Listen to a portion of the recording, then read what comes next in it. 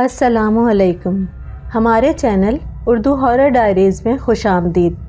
آپ سے گزارش ہے کہ ہماری تمام ویڈیوز کو لائک اور شیئر کریں، چینل کو سبسکرائب کریں اور ساتھ ہی لگے بیل آئیکن کو پریس کر کے آل پر کلک کریں تاکہ ہماری نئی آنے والی ویڈیوز آپ کو بروقت ملتی رہیں۔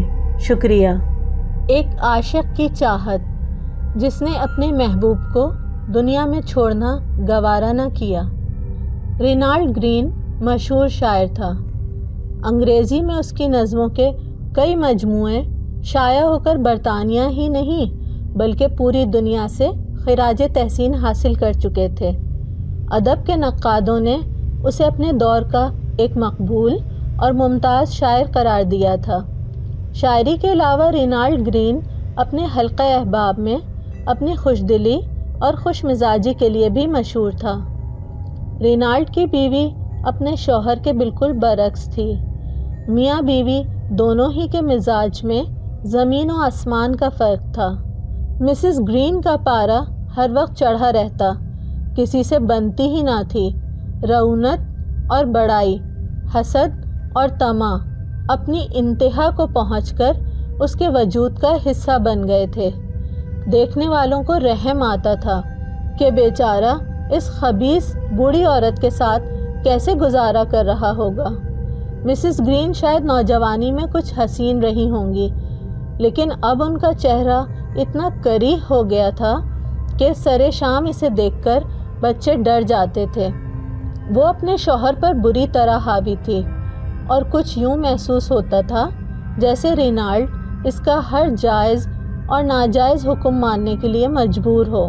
پہلی مرتبہ اس نے مسز گرین کو دیکھا تو وہ لہیم شہیم جسامت کے اس ڈھیر کو دیکھتا رہ گیا۔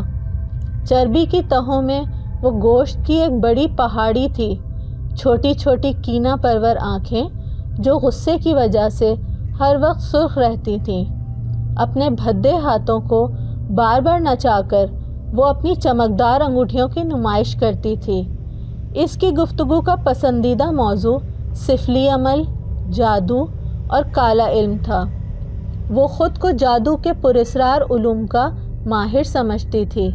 دونوں میاں بیوی شمالی کارنیول کے مضافاتی گاؤں سینٹ آئزیک کے ایک تنگ و تاریک مکان میں رہتے تھے۔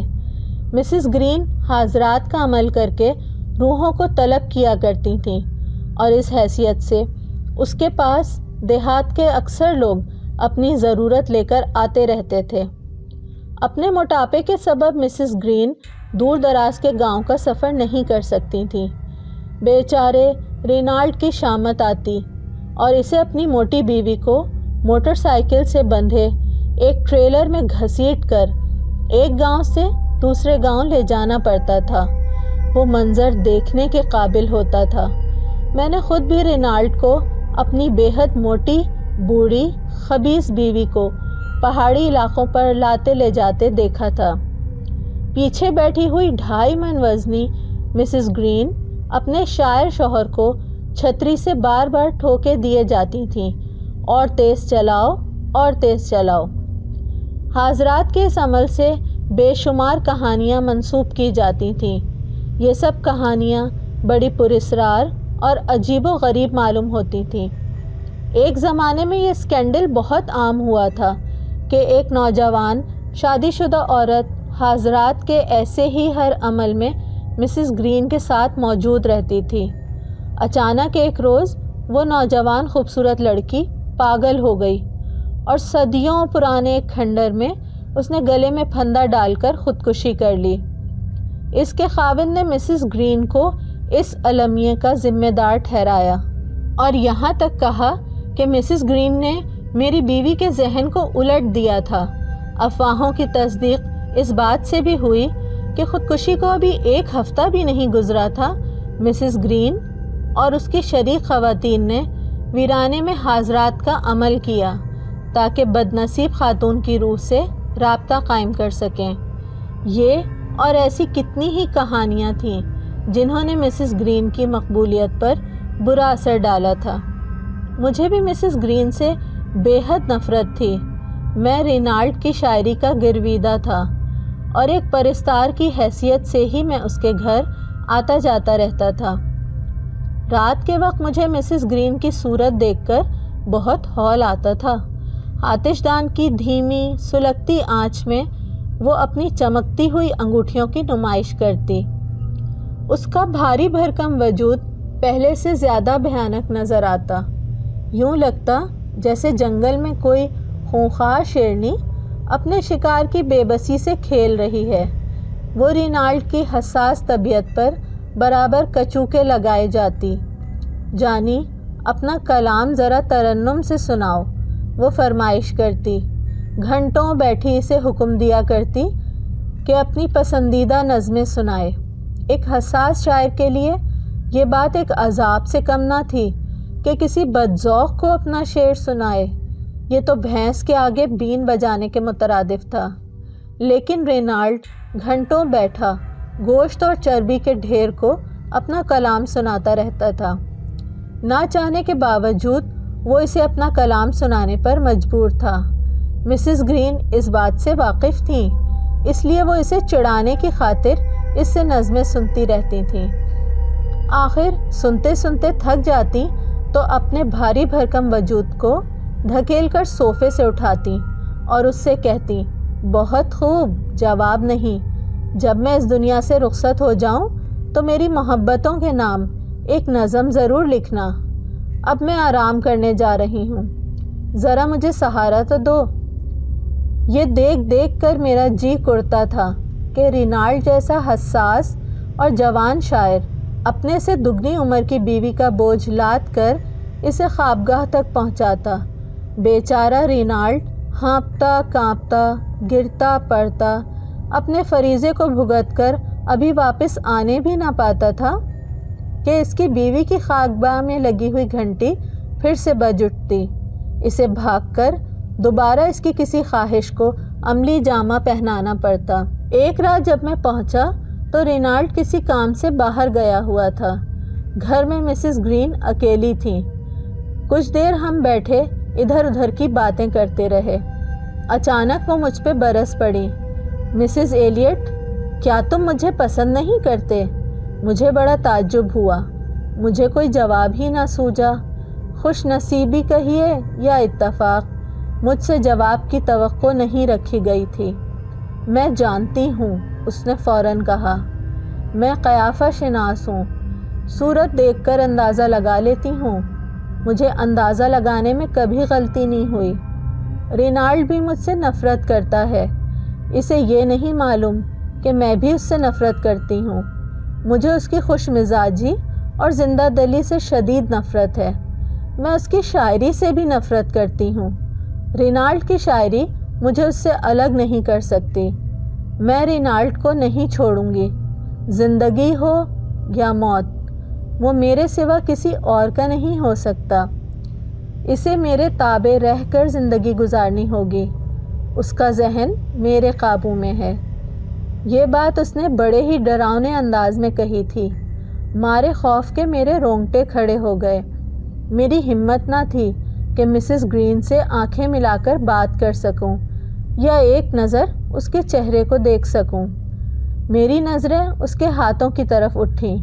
انگوٹھیوں سے بھرا ہوا ہاتھ وہ ہاتھ پہ رکھے بیٹھی تھی۔ میرے خدا! مجھے یوں لگا جیسے ایک بہت بڑی دیوزاد مکڑی بے حس و حرکت سامنے پڑی ہے۔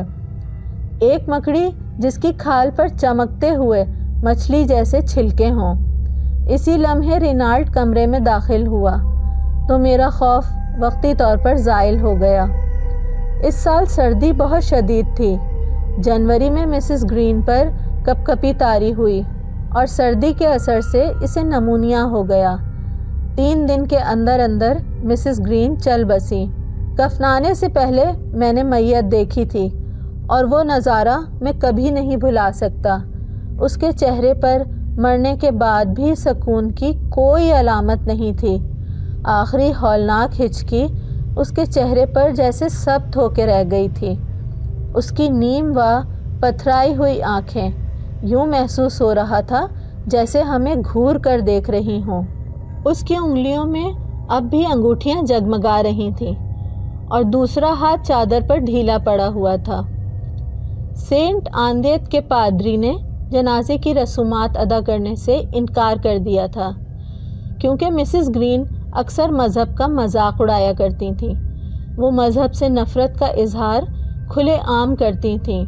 خاصی دیر بعد مسز گرین کے جاننے والوں میں سے ایک شخص آیا۔ اس نے گرجا گھر کے صحن میں ایک کونے میں ایک برگد کے درخت کے سائے میں کچھ رسومات ادا کی۔ میرے خیال میں مسز گرین کے ساتھ یہی سب کچھ ہونا تھا۔ رینالڈ کا بھی یہی خیال تھا۔ کچھ دن تو وہ خود کو آزاد سمجھ کر خوش ہوتا رہا۔ اس دوران ہم دونوں نے خوب سیر و تفریح کی اور موسم بہار لندن میں گزارنے کا پروگرام بھی بنا لیا۔ اچانک میں نے رینالڈ میں ایک تبدیلی محسوس کی۔ اس کے اعصاب رفتہ رفتہ جواب دیتے جا رہے تھے۔ اسے دیکھ کر یوں محسوس ہوتا تھا جیسے وہ کچھ دیکھنے یا سننے کی کوشش کر رہا ہو۔ یوں لگتا تھا جیسے کوئی اس کا پیچھا کر رہا تھا۔ ایک ہفتے تک تو میں نے صبر کیا، پھر مجھ سے رہا نہیں گیا۔ تم کیوں پریشان ہو؟ میں نے پوچھا۔ میں بہت کمزوری محسوس کر رہا ہوں، اس نے جواب دیا۔ شروع میں میرا خیال تھا کہ مجھے اپنی بیوی سے نجات مل چکی ہے۔ اب یہ محسوس ہوتا ہے کہ میری جان نہیں چھوٹی۔ ایسا لگتا ہے جیسے وہ چڑیل بن کے میرا پیچھا کر رہی ہے۔ مجھے ڈر ہے کہ کچھ ہی دنوں بعد وہ گھر واپس آ جائے گی۔ پاگل، میں نے ہنس کر کہا۔ یہ صرف خیالات کی تبدیلی ہے جس نے تمہارے اعصاب پہ برا اثر ڈالا ہے اور کچھ بھی نہیں۔ یہ سب کچھ تمہارا وہم ہے۔ کہنے کو تو میں نے یہ سب کہہ دیا، مگر ایک آواز میرے کانوں میں گونج رہی تھی، میں رینالڈ کو کبھی نہیں چھوڑوں گی، زندگی ہو یا موت، وہ میرے سوا کسی اور کا نہیں ہو سکتا۔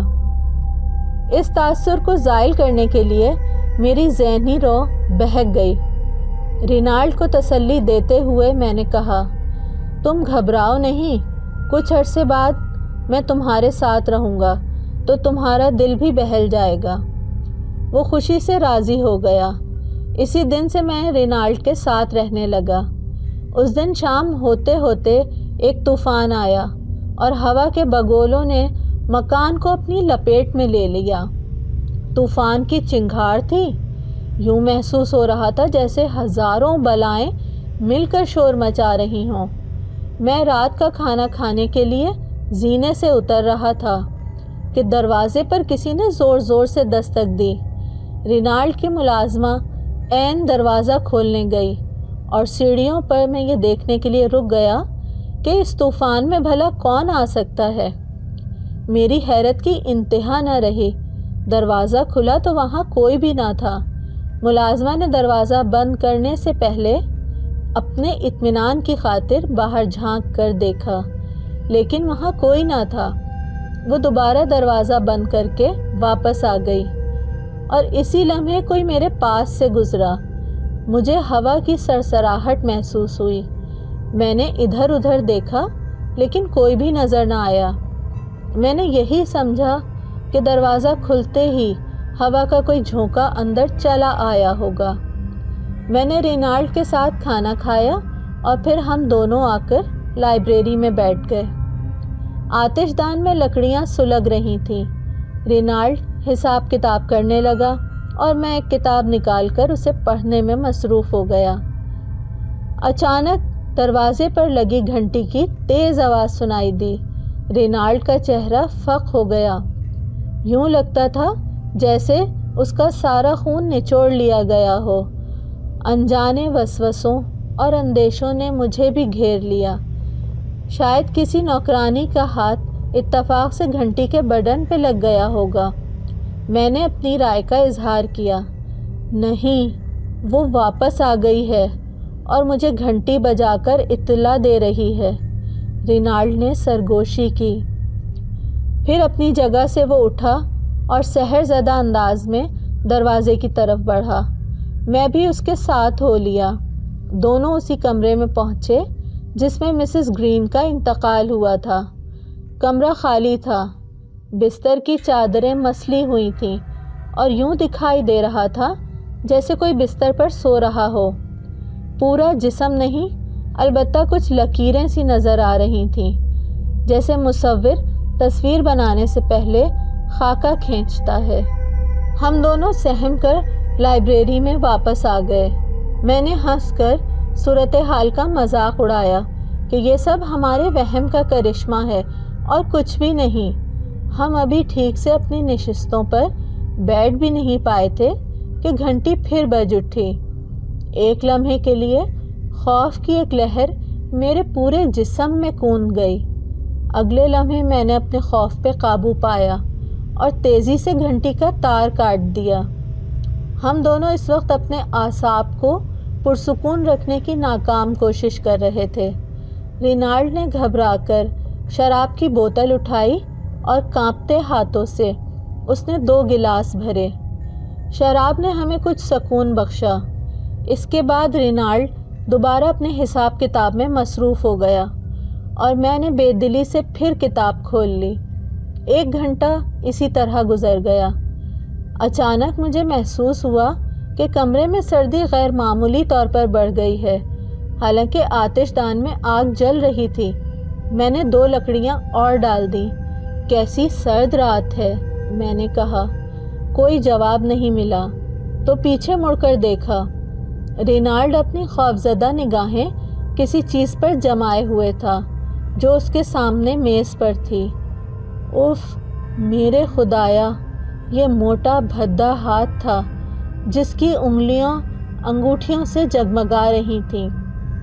چند ثانیے تک ہم دونوں اس ڈراؤنے ہاتھ کو دیکھتے رہے، بے حس بے حرکت، اور پھر اچانک میں نے اپنے ہاتھ میں لی ہوئی کتاب اس بدنما ہاتھ پر دے ماری۔ فوراً ہی وہ ہاتھ غائب ہو گیا۔ میں نے بعد میں اپنے اس وہمے پہ ہنسنا چاہا، لیکن یہ بات ہم دونوں بہت اچھی طرح جانتے تھے کہ وہ موٹا، خبیث، انگوٹھیوں سے بھرا ہوا مکڑی جیسا ہاتھ واقعی میز پہ موجود تھا۔ پھر ہم دونوں سونے کے لیے چلے گئے۔ رات میں کوئی قابل ذکر واقعہ رونما نہیں ہوا۔ ناشتے کے وقت رینالڈ کا چہرہ اترا ہوا اور ہلدی کی طرح زرد تھا۔ اس کی آنکھیں سوجی ہوئی تھیں اور وہ مزمل اور تھکا ماندہ نظر آ رہا تھا۔ اس نے تسلیم کیا کہ پچھلی رات اسے بالکل نیند نہیں آئی اور سخت بے چینی کے عالم میں وہ کروٹیں بدلتا رہا تھا۔ رات کے ساتھ طوفان بھی ختم ہو گیا۔ خوشگوار اور روشن صبح دیکھ کر میں نے رینالڈ کو باغیچے میں کیاریوں کو تراشنے کی تجویز پیش کی۔ 9:30 بجے ہم تہہ خانے میں داخل ہوئے تاکہ ضروری اوزار اور بیل کاٹنے کی کینچی، کھدال اور پھاوڑے لے لیں۔ وہاں اسٹور میں موٹر سائیکل اور اس کے ساتھ بندھا ہوا ٹرالر بھی دکھائی دے رہا تھا، جس پر بٹھا کر رینالڈ مسز گرین کو ایک جگہ سے دوسری جگہ لے جاتا تھا۔ میں نے ہنستے ہوئے اس سے کہا، کیوں نہ اسے بیچ کر ایک کار خرید لی جائے۔ رینالڈ بے دلی سے مسکرا کر رہ گیا۔ باغیچے میں جسمانی مشقت سے ہمیں کچھ سکون نصیب ہوا۔ دوپہر کے کھانے تک ہمارے اوسان بحال ہو چکے تھے۔ سپہر کو ہم چہل قدمی کے لیے نکل پڑے۔ اتفاق سے ہم اسی طرف جا پہنچے جہاں مسز گرین کی معتقد عورت نے خودکشی کی تھی۔ اس ویرانے میں پتھروں سے بنے ہوئے دائرے ابھی تک موجود تھے۔ جھٹپٹا ہونے لگا تھا۔ رینالڈ نے اصرار کیا کہ اس دائرے کو اچھی طرح دیکھا جائے۔ وہ کل 12 پتھر تھے جو ایک گول دائرے کی شکل میں رکھے ہوئے تھے۔ کچھ پتھر اپنی جگہ سے اکھڑ کر گر چکے تھے۔ درمیان میں ایک بڑا سا پتھر رکھا تھا جس کی سطح ہموار تھی۔ اچانک رینالڈ نے گھبرا کر میرا ہاتھ پکڑا۔ اس نے دائرے سے باہر ایک جانب اشارہ کیا۔ پہلے میں سمجھا کوئی پتھر ہوگا، پھر اس شے نے اپنی جگہ سے حرکت کی۔ یہ ایک بھاری بھرکم جسامت کا سایہ تھا۔ اس نے سفید لبادہ پہن رکھا تھا۔ اچانک لباس میں سے ایک ہاتھ نکلا۔ انگلیوں میں انگوٹھیاں جگمگا رہی تھیں۔ جیسے ہی ہم نے اس کی طرف دیکھا، سائے کی شکل فضا میں اس طرح تحلیل ہو گئی جیسے دھواں اڑ جاتا ہے۔ یہ دیکھ کر ہم سر پر پاؤں رکھ کے بھاگے اور بھاگتے ہی رہے، یہاں تک کہ ہم نے بڑی سڑک پر آ کر ہی دم لیا۔ گھر پہنچے تو ہمارا سانس پھول رہا تھا اور ہم دونوں بری طرح خوفزدہ تھے۔ میرا خیال ہے کہ کل ہم پادری کی مدد حاصل کریں تاکہ اس دہشت کو دور کیا جا سکے، میں نے تجویز پیش کی۔ لیکن رینالڈ اتنا خوفزدہ ہو گیا تھا کہ اسے چپ سی لگ گئی۔ رات کا کھانا بھی اس نے بہت بے دلی سے کھایا کیونکہ بھوک نہیں تھی۔ چنانچہ کھانے کی میز سے ہم جلد ہی اٹھ کھڑے ہوئے۔ بعد میں ہم دونوں لائبریری میں آتش دان کے سامنے آمنے سامنے بیٹھ گئے، جیسے کسی نئے حادثے یا واقعے کا انتظار کر رہے ہوں۔ لیکن 10 بجے تک کوئی واقعہ پیش نہیں آیا۔ اچانک کمرے میں سردی کی شدت بڑھ گئی، بالکل اسی طرح جیسے پچھلی رات ہوا تھا۔ آتش دان کی چمنی میں سے کوہر نیچے کی طرف آتی ہوئی دکھائی دے رہی تھی اور پھر ایک دم وہی موٹا بھدا انگلیوں سے سجا ہاتھ دکھائی دیا۔ وہ ہاتھ ہوا میں کچھ دیر تیرتا رہا اور پھر رینالڈ کی کرسی کے ہتھے پر آہستہ سے آ کر ٹک گیا۔ رینالڈ کی رگوں میں خون جیسے جم کر رہ گیا، ڈر کے مارے اس کی گھگی بن گئی۔ میں اس سے نسبتاً کم خوفزدہ تھا، مگر یوں محسوس ہونے لگا جیسے کئی صدیاں بیت گئی ہوں۔